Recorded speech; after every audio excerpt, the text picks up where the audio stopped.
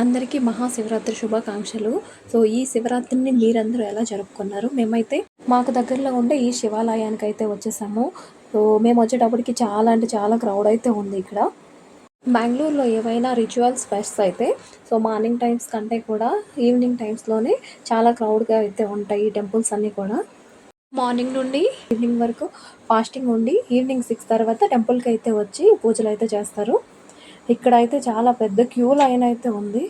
1½ hour లైన్‌లో ఉన్న తర్వాత మాకైతే శివయ్య దర్శనం అయితే జరిగింది. ఫైనల్‌గా మా దర్శనం అయితే కంప్లీట్ అయితే అయిపోయింది. శివయ్యను దర్శనం చేసుకొని కొంచెం ముందుకు వెళ్ళాక ఇక్కడైతే శివలింగానికి పాలతో అభిషేకం చేస్తున్నారు.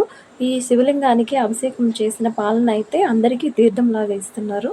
అక్కడే ఉన్న సకల దేవతా స్వరూపమైన గోమాతను కూడా దర్శించుకున్నాము మేమైతే.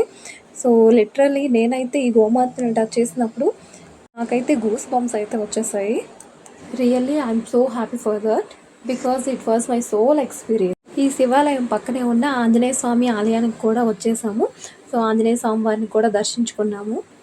ఇక్కడ మా దర్శనం కంప్లీట్ అయిపోయాక ఇక్కడ నుంచి అయితే వేరే ప్లేస్కి అయితే వెళ్ళి వేరే టెంపుల్స్ కూడా విజిట్ చేసాము.